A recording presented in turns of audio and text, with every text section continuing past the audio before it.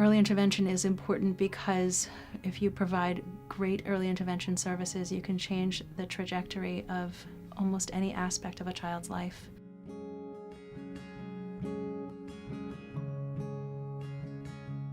The Stephen Gaynor School really helped us to get to understand more about our child and how he was learning, and for us to be able to see that everything was going to be okay, that he was a bright child who had been in the wrong place from a learning perspective, and that it wasn't that he didn't have capabilities, it's that the other teachers didn't understand his challenges. We believe it's very important to get to these young learners as young as 3 years old before they experience academic failure. Give them the support and academic tools they need to be successful so that we can actually change their academic path. Each classroom has a lead teacher and an assistant teacher, and we're very fortunate in that all of our teachers, lead or assistant or even co-teacher, they're all master's level special educators. Our teams also have dedicated speech pathologists and occupational therapists, and each of those therapists are in the classroom or working with children from those classrooms for 50% of the time that the students are here. So the therapeutic support that we provide our learners is very different from any other program that I know of in New York City. My advice for parents that are having a child that is struggling in school would be, don't wait. Don't wait and don't hesitate to get help, to get assistance. It's very easy to get hung up on the concept of your child being labeled as a child with learning disabilities or special needs. This is not about a label. This is about getting your child the help that they need.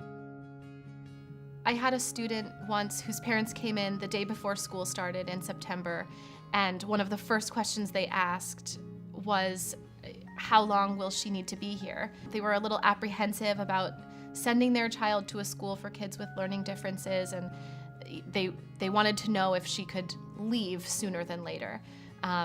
Then by the first parent-teacher conference, which was about 6 to 8 weeks later, they came in, acknowledged that they had asked that question, and then immediately followed it up with, how long can she stay? We did not know that John really had any learning challenges until he went to nursery school. It was one of those really odd conversations. I came to talk to the teachers and they kept using this coded language of, your child, he just needs more support. And nothing was ever very straightforward. And I remember asking them finally, I said, what are you trying to tell me? What is wrong? And they said, well, we're not sure. Stephen Gaynor School is about the joy of learning, and we thought that if we could reach children when they were ages 4 and 5, that they wouldn't experience the frustration that some children who come to us at Stephen Gaynor School at later ages experience. For our students who come to Stephen Gaynor School later, we see that the first few months and sometimes even the first year is about peeling back the layers of learning failure and getting children to realize that they can do it and that this is a safe place.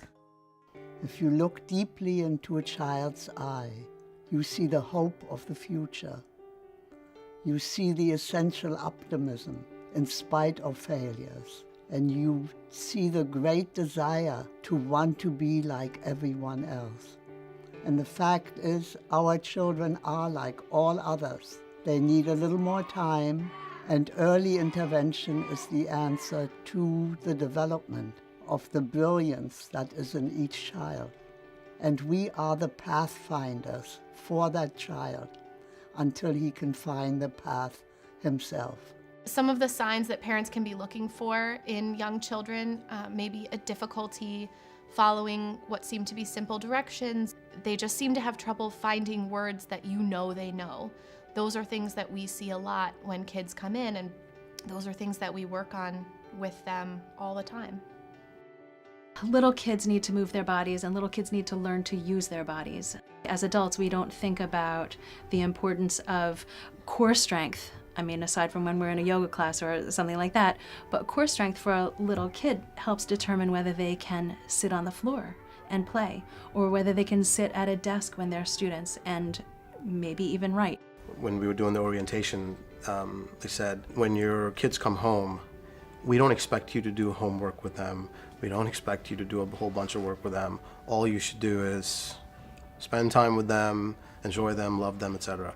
That was great. We got a little time back for ourselves. When we first got into Gaynor, and I actually called my dad and told him that, and his response was brilliant. He was like, "This is fantastic. I'm so excited. This is great," because she's going to be given the tools, life tools. And then he also added that people who change the world never have the easy path. People who are going to change the world are the ones who have had startup issues and have had to overcome something. And I think that's the kind of perspective that Gaynor gives you.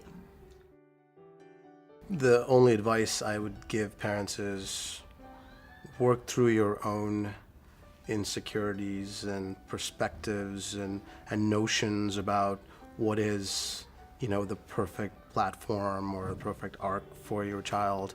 Work through that first and then park that aside and really objectively think through what is fundamentally the right decision for your children. Yvette Siegel always had a dream of developing a program like this for young children, and thankfully I was here to watch her dream become a reality, and I get to work in her dream every day. I got involved in education because I love the unending promise of it.